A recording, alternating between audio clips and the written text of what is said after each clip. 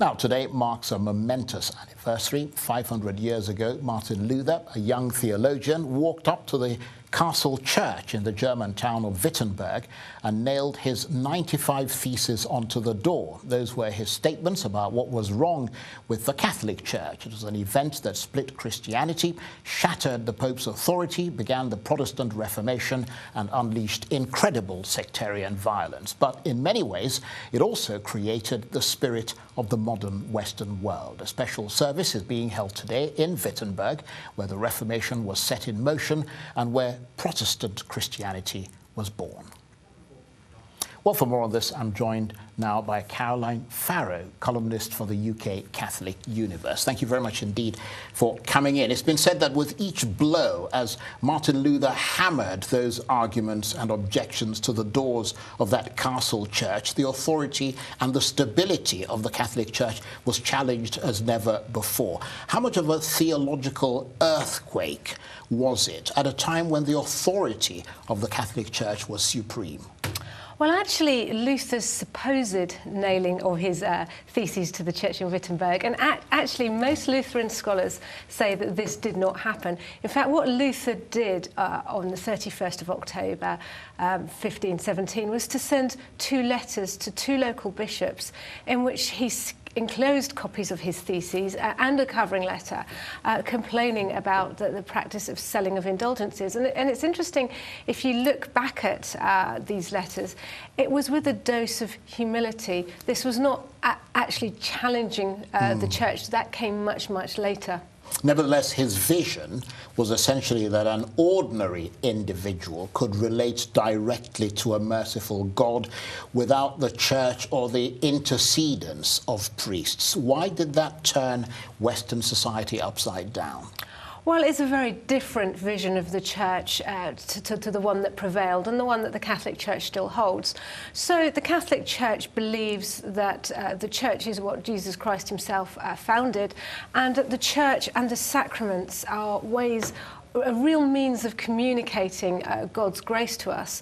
Whereas Protestants, as you said, have a much more individualistic view of the church, and they tend to think of it more as sort of Christians gathering together, reading scriptures, the sacraments as symbols, as opposed to real things, and that they see the church as getting in the way of your personal relationship with God, whereas we see it as, or Catholics see it, as part of our relationship with God. There was almost something Marxist about what he did, wasn't there? I mean, the peasants' war, the underclass rising up to demand freedoms and rights.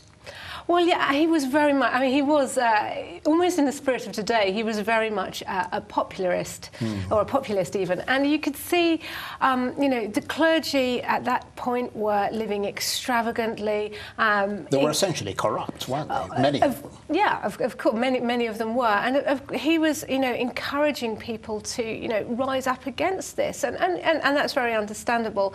And he was also, as well, he was reading some of the new translations that were coming out and saying, well, okay, this doesn't relate to the scriptures, this doesn't relate to the church as I think it is, or as I understand it. But actually what he didn't realise was that a lot of the writings of the early church of that period had been lost.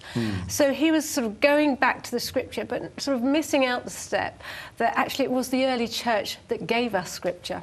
I mean, looking back at that period 500 years ago, obviously a long time ago, do Catholics broadly agree that much was wrong in the Catholic Church that desperately needed to be reformed? In other words, is the Reformation something to celebrate, commemorate, or something of a curse?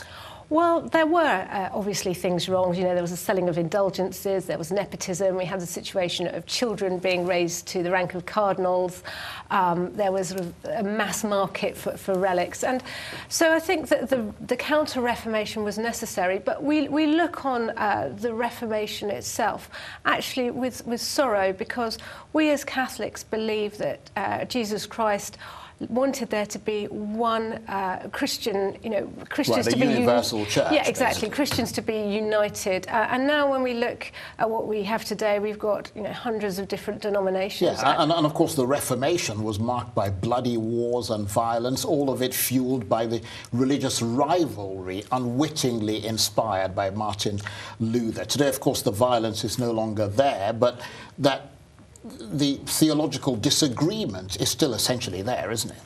Yes, I think the theological disagreement is still there, but also just to kind of go back to some of the violence and the carnage. Although, yes, it was supposedly in the name of religion, I think a lot of it was politically and economically motivated too. But when you look at Christians today, I think all of us recognise that we are no longer living in a land that's recognisably Christendom. And so, the 500 years since the Reformation affords us enough distance, I think, to look back on events with perhaps a little bit more graciousness and to look at disputes with a little more graciousness and humility, and realise that actually there's a lot that we do have in common as Christians. There's a lot that we can work together on, right. Particularly in a sort of environment where secularism is very, very hostile to Christianity. So inspiration or heretic, sinner or saint? What does Martin Luther, the German who took on the Catholic establishment and changed the world, represent for you? For me, I think he represents probably a sinner, like we are all sinners, but a very well-motivated and well-meaning one. Caroline, thank you very much indeed. Caroline Farrow, columnist with the UK Catholic Universe. Thanks very much indeed.